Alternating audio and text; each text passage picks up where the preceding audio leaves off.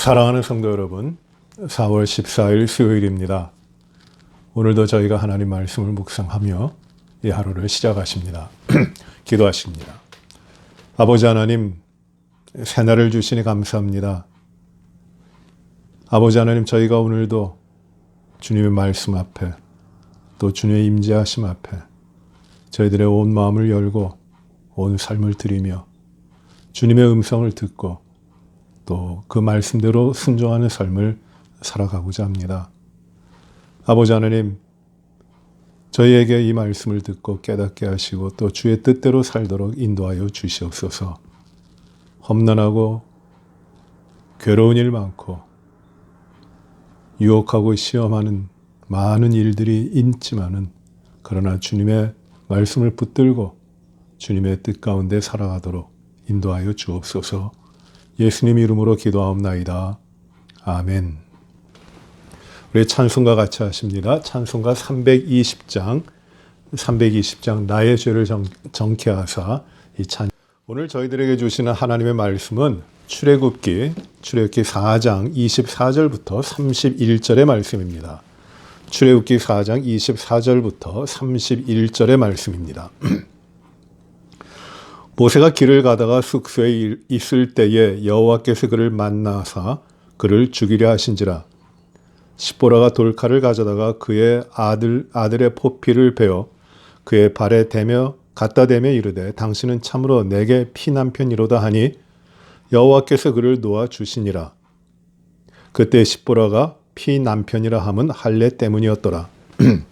여호와께서 아론에게 이르시되 광야에 가서 모세를 맞으라 하시매 그가 가서 하나님의 산에서 모세를 만나 그에게 입맞추니 모세가 여호와께서 자기에게 분부하여 보내신 모든 말씀과 여호와께서 자기에게 명령하신 모든 이적을 아론에게 알리니라.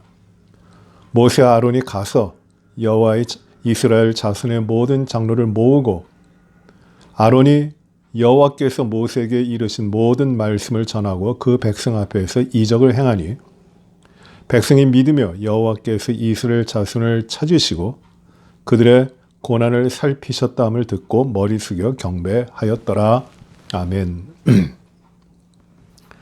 이제 하나님께서 모세를 만나주셨고 모세에게 사명을 주셨고 연약하고 또 주저했던 그 모세지만 하나님께서 그를 애굽에서 이스라엘 백성들을 인도하여 내는 사명을 위하여 이제 애굽으로 보내십니다. 이제 애굽을 향하여 갈 때에 일어난 일입니다. 참 이해하기 힘든 일이지만은 좀 어려운 사건이 일어납니다. 모세가 길을 가다가 숙소에 머물 때 여호와 하나님께서 모세를 만나서 그를 죽이려 하신다고 합니다. 24절에 그렇게 이야기합니다. 모세를 만나서 모세를 죽이려 하신다. 하나님이 택하시고 하나님이 부르시고 하나님이 사명을 주시고 그 사명을 이루도록 즉 하나님의 기뻐하시는 일을 하도록 하시는데 하나님께서 그를 보내시면서 또 그를 만나서 죽이려고 하신다는 것이에요. 이런 일이 있을 수 있을까? 좀 어려운 부분입니다. 그 부분에 대해서 오늘 이 어려운 사건의 의미가 무엇인지 특별히 출애굽이라고 하는 하나님의 백성들을 인도해내는 큰 일을 앞두고 모세에게 있었던 이 일을 우리는 어떻게 볼 것인가? 어떻게 우리는 받아들이는가? 하나님의 뜻이 무엇인가를 생각해 봅니다. 모세가 하나님께서 그를 길에서 머무는 숙소입니다. 거기서 만나셨다고 합니다. 만난다는 말이 바카시라는 말인데 바카시라는 말인데 이 만남이라는 말이 이 말은 조금 좋은 관계에서 만나는 의미가 아닙니다. 좀 나쁜 의미입니다. 적대적인 관계에서 만났다라는 뜻이에요. 즉 좋게 친구를 만나다 그런 의미, 선의의 만남, 우호적인 만남을 할 땐 카라라는 말을 쓰는데 이 바케시라는 말은 어떤 의미냐면 적을 만나는 것이에요. 대적을 만난다. 원한이 있는 사람을 만난다. 그 만납니다. 그러니까 여기서 이 특별히 바케시라고 하는 말을 이 성경이 썼는데 그 말은 지금 하나님이 모세를 만나주시는 주체인데 하나님이 뭔가 안 좋은 일, 선하지 않은 것에 대한 하나님의 분노 또는 하나님의 기준에 맞지 않는 것에 대한 하나님의 그 서운함 이런 게 있는 거예요. 그래서 그를 만나시는 겁니다. 그래서 모세를 죽이려고 하시는 거예요. 대적이 되시는 거예요. 뭐가 문제일까요? 모세를 부르시고 모세를 보내시면서 하나님의 일을 하라고 보내시는데 뭐가 문제일까요? 모세에게 아들이 둘이 있었습니다. 그 가나안 이 애굽을 떠나서 모세가 이제 애굽을 떠나서 이제 그 미디안 광야로 가서 이제 삶을 시작하는데 그때 이드로의 집에 들어가서 그 이드로의 딸이 십보를 얻어서 결혼을 하고 이제 자녀를 낳습니다. 그것이 이제 그 광야 생활을 시작하고 얼마 지나지 않았을 때일 겁니다. 그러니 그때 그 아들을 낳고 게르솜이라고 이름을 짓는데 내가 이제 타국에서 낯선 땅에서 나그네가 되었다라고 하는 이름의 뜻입니다. 그래서 이 게르솜이라고 하는 아들을 첫째를 얻고 얼마나 그 한탄을 했을까요? 고향을 떠난 것에 대한 그 애굽을 자기의 삶을 떠나온 것에 대해서 안타까워했을 것이에요. 그 그리움이 있었을 것입니다. 그래서 그 아들 이름을 게르솜이라고 했어요. 그리고 그 아들을 그 방식대로 아마 할례를 행했을 것입니다. 그런데 이제 하나님께서 모세를 이 광야 생활을 마치고 애굽으로 돌아가 이스라엘 백성을 구원하라고 하는 부르심을 줄 때에 둘째를 낳아요.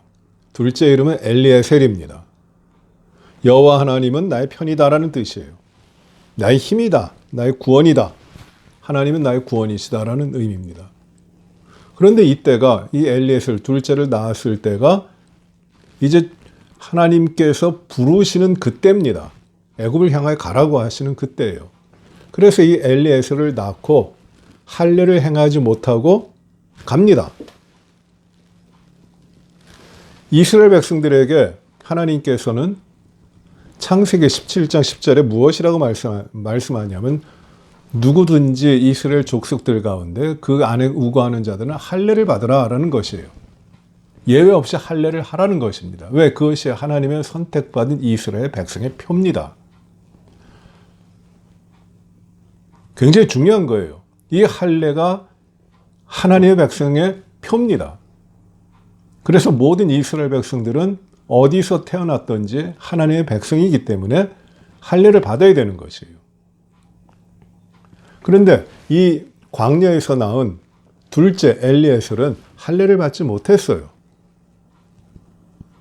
그래서 하나님께서 이스라엘 백성을 구원하러 가는 모세가 자기 자식이나 할례를 받지 못했기 때문에 할례를 행하지 않고 그를 데려가기 때문에 하나님이 노하시는 겁니다. 그래서 모세를 그 길에서 만나셔가지고 모세를 죽이려 하시는 것이에요. 그 문제가 해결되지 않았어요. 할례를 마땅히 행해야 되는데 왜? 하나님의 백성이니까. 할례를 하지 않은 것이에요. 다른 사람을 구원한다고 하면서 자기 자신, 자기 가정에 대한 거는 소홀히 했던 것이에요. 이 문제가 난 겁니다. 하나님의 서운함이 있어요. 할례 받지 않음에 대한 하나님의 분노도 있는 것이에요. 큰일을 앞두고 하나님 맡기신 사명을 앞두고 자기 자신은 그 사명을 감당할 만한 그 준비가 되지 않았던 것이에요. 하나님이 그를 만나서 길에서 그를 죽이려고 하십니다. 그때 십보라가 그 아내가 돌칼을 가져다가 어떻게 합니까? 25절에 보시면은 십보라가 돌칼을 가져다가 그의 아들의 포피를 베었다고 합니다. 누구의 포피를 베입니까? 아들이 몇이 있죠? 몇이 있었죠? 둘이에요. 게르솜과 엘리에셀인데 여기서 포피를 베어 할례를 행했다고 하는 그 아들은 둘입니까? 하나입니까? 하나예요. 단수로 써 있어요. 그 두 아들 다 할례를 했다는 거 아니에요. 큰 아들은 할례를 받았고 작은 아들은 나이 차가 아주 많은 것 같아요. 그 할례를 받지 않고 지금 가는 겁니다. 그래서 십보라가 그거를 알았기 때문에 그 첫째 아들을 낳고 할례를 행하는 걸 봤는데 이제 십보라가 그 둘째 아들을 낳고 할례를 행하지 않은 것이 문제라는 것을 알기 때문에 돌칼을 가져다가 그 자리에서 그 포피를 베는 것이에요. 할례를 행하는 겁니다. 어떤 분들은 이 두 아들을 다 그 길에서 할례를 행했다고 하는데 두 아들이 아니에요. 작은 어린 아이입니다. 엘리에셀만 하는 것이에요. 그리고 그 포피를 베어서 그의 발에 대며 이르되 뭐라고 말하냐면 당신은 내게 피남편입니다 라고 합니다. 피남편이라는 말은 무엇이냐면 할례의 남편이라는 것이에요. 할례의 남편. 할례를 행함으로 우리가 하나가 됐다. 우리가 할례 받은 백성이 되었다. 그래서 당신은 나에게 있어 이제는 진정으로 할례 받은 피남편이다 라는 말입니다. 하탄다림이라는 말을 썼는데 피로 구원받은 남편이라는 뜻이에요. 피남편이 되는 겁니다. 다른 어떤 것으로 맺어진 관계가 아니라 이제 할례를 통하여 하나님의 거룩한 백성으로 온 가족이 하나가 되는 그 회복이, 진정한 세움이, 가정으로서의 삶이 이루어지는 것이에요. 그것이 바로 당신은 나의 피남편입니다 라고 하는 겁니다. 아마 십보라도 작은 아이를 낳고 둘째를 낳고 이 할례 받는 것이 너무 끔찍하기 때문에 피를 흘리고 끔찍하기 때문에 이 할례 받는 걸 거부했을 것이에요. 그런데 하나님이 그 할례 받지 않음을 치시니까 십보라가 그 둘째 아들을 할례를 행하고 그리하여 하나님이 회복하시고 살려주심으로 당신은 나의 피남편입니다. 할례로 얻은 남편입니다. 할례로 하나가 된 남편입니다. 라고 고백하는 겁니다. 이 자르다라는 말, 그 포피를 잘랐다고 하는 자르다라는 말은 어떤 의미냐면 베어냈다는 것이에요. 이 말은 그냥 이렇게 잘랐다는 의미도 있지만은 크게 무엇인가를 재물을 놓고 그 재물을 완전히 반쪽으로 자르는 겁니다. 쪼개놓는 것이에요. 그래서 이거는 언제 하느냐 하면은 하나님과 언약을 맺을 때 하는 겁니다. 이 언약을 맺을 때, 카베넌트를 맺을 때 하는 것이에요. 그래서 이 재물이 반으로 이렇게 쪼개지는데 이 언약을 지키지 않으면, 이 언약을 깨면은 이렇게 쪼개진다고 하는 겁니다. 그만큼 언약이 중요하다는 것이에요. 그래서 언약은 이제 한번 맺으면은 깨지는 것이 아니에요. 깰 수 있는 것이 아니에요. 지켜야 되는 겁니다. 그런 이 돌칼로 잘라냈다고 하는 의미는 무엇이냐면 이제는 깨지지 않는 언약, 하나님과 깊은 언약, 그 가운데 들어갔다고 하는 겁니다. 바로 언약의 남편이요, 언약의 가족이요, 언약의 백성의 표를 이제 가지는 겁니다. 이렇게 해서 모세와 십보라의 가정과 모든 삶이 어떻게 보면은 무너져 있었던 부분이 이 할례로 말미암아 하나님의 거룩한 백성의 표로서 회복되는 것이에요. 이 무서운 사건이고 또 놀라운 사건인데 우리가 이 일을 통하여 하나님께서는 부족한 면을 징계하시고 그리고 그것을 고치도록 하시고 그것을 채우도록 하셔서 온전한 하나님의 백성이 되게 하고 온전한 삶을 이루게 하시고 또 사명을 이루는데 부족함이 없도록 하나님께서는 이끌어 가시는 것이에요. 이것이 길가에서 일어난 그 하나님이 모세를 만나 죽이려고 하시는 사건입니다. 그 다음에 보시면 이제 아론을 통해 모세를 만나게 하십니다. 27절에 보시면은 여호와께서 아론에게 이르시되 광야에 가서 모세를 맞으라고 하십니다. 그래서 모세를 만납니다. 그러니까 이 광야에 가서 모세를 만나기 전에 이미 오래전에 아론에게 나타나신 것이에요. 한번 우리가 추측을 해보면은 하나님께서 모세에게 그 시내산에서 나타나셔서 모세를 만나주시는 때하고 이 애굽에 있는 모세의 형 아론을 만나주시는 때, 그래서 아론을 광야로 가서 모세를 만나게 하시는 그 때가 거의 같을 때가 아닌가 이런 생각도 합니다.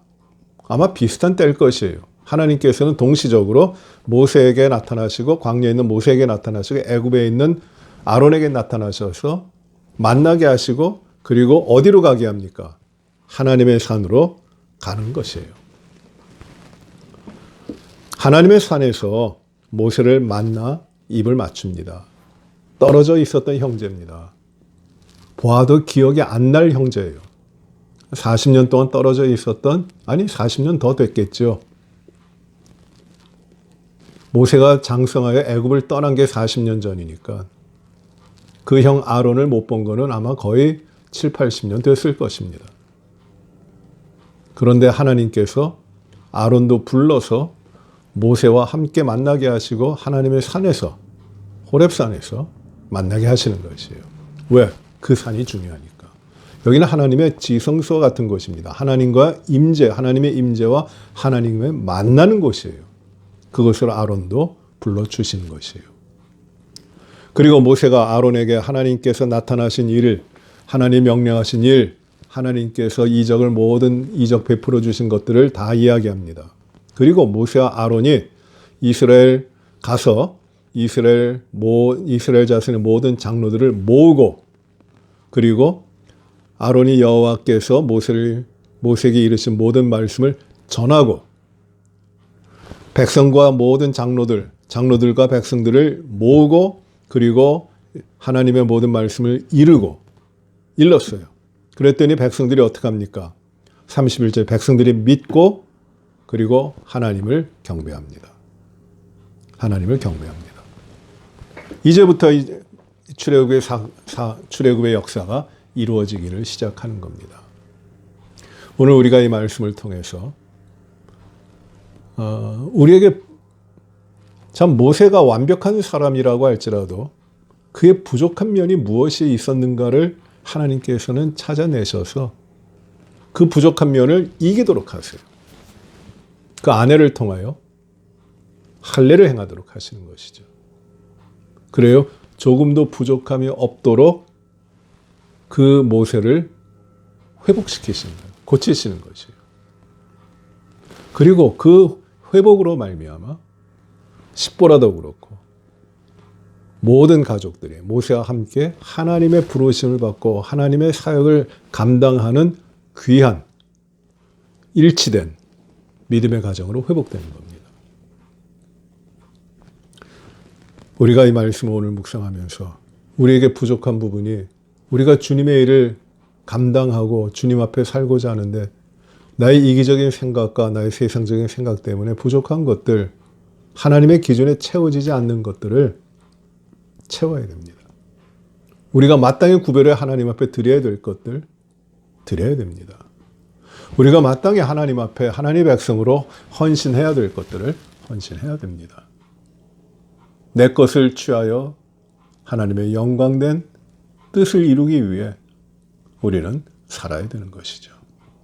조금 더 주저하지 마시고 우리의 부족한 면을 확인하셔서 하나님께서 귀하게 쓰시는 삶으로 나아가게 되시기를 바랍니다. 오늘도 우리가 하나님 앞에 겸손하며 하나님을 의지하며 부지런히 주님을 향하여 나아가시는 우리 모든 믿음의 삶을 이루어 가시기를 바랍니다. 기도하시겠습니다. 아버지 하나님, 오늘도 말씀을 통하여 저희들에게 우리의 부족한 부분이 무엇이고 우리가 하나님 앞에 신실하지 못했던 부분이 무엇이며 하나님이 그것을 어떻게 치유하시고 회복하시는지를 말씀으로 봅니다. 주님, 모세가 큰 일을 감당하도록 하기 위하여 그의 부족한 면을 드러나게 하시고 또 하나님의 방법으로 치유하여 온전한 회복을 이루셨습니다. 우리의 낮은 생각으로는 그 하나님의 깊이를 다 이해하지 못하지만 우리 자신들의 하나님의 백성의 삶으로서 언제든지 겸손히 우리의 연약함과 부족함을 고백하며 주님의 치유와 주님께서 온전케 하심을 늘 이루게 하여 주시기를 기도합니다. 말씀 붙들고 살아가는 저희들에게 오늘도 이 말씀이 우리의 삶에 큰 힘이 되고 위로가 되고 능력이 되게 하여 주옵소서. 아버지 하나님, 세상의 어려운 일이 우리에게 덮친다 할지라도 두려워하지 않고 온전히 그 안에서도 역사하시는 하나님, 신실하신 하나님 붙들고 오히려 이 어려운 일을 통하여 살아계신 주님이 우리의 삶의 주인이심을 증거해내도록 인도하여 주시옵소서. 육신의 연약함으로 고생하고 있는 우리의 지체들 많은 성도들을 강건하게 하여 주옵소서. 아버지 최성수 집사님이 잘 회복하시도록 그 몸을 주장하여 주시고 치유하여 주옵소서. 유학권사님, 김국환 장로님 잘 지내시고 건강한 몸을 가지시도록 하나님 인도하여 주옵소서. 이혜자 권사님, 장일남 장로님, 장호경 권사님 모두 다 질병이 다 물리쳐지고 온전히 강건하게 주님을 섬기며 기쁨으로 살아가시도록 축복하여 주시옵소서. 우리의 자녀들 가운데 강건하게 하시고 믿음의 삶 가운데서 온전히 성장하도록 하나님이 인도하여 주시고 축복하여 주옵소서. 에이션 헤이트 크라임으로 또 여러 가지 인종의 문제로 어려움을 당하고 있지만 그것이 오히려 더 주님의 역사하심을 드러내는 좋은 기회가 되도록 하나님 아버지 인도하여 주시고 주님의 정의와 주님의 관용과 주님의 사랑으로 이 사회가 인종 간의 갈등 없이 아름다운 조화를 이루며 살아가도록 하나님께서 인도하여 주옵소서.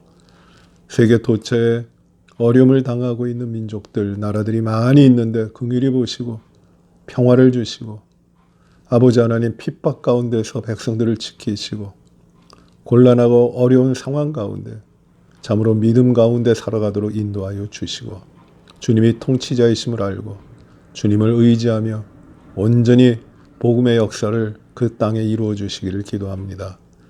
아버지 그 땅들에서 수고하시는 선교사님들을 하나님이 지키시고 세워진 교회들 가운데 하나님의 능력이 나타나게 하여 주옵소서. 주님, 우리의 모든 삶을 구별해 하나님 앞에 드리도록 오늘도 인도하시기를 바라옵고 예수님 이름으로 기도하옵나이다. 아멘. 하늘에 계신 우리 아버지여, 이름이 거룩히 여김을 받으시오며 나라의 임하옵시며 뜻이 하늘에서 이루어진 것 같이 땅에서도 이루어지이다. 오늘날 우리에게 일용할 양식을 주옵시고 우리가 우리에게 죄 지은 자를 사하여 준 것 같이 우리의 죄를 사하여 주옵시고 우리를 시험에 들게 하지 마옵시며 다만 악에서 구하옵소서. 대개 나라와 권세와 영광이 아버지께 영원히 싸움나이다. 아멘.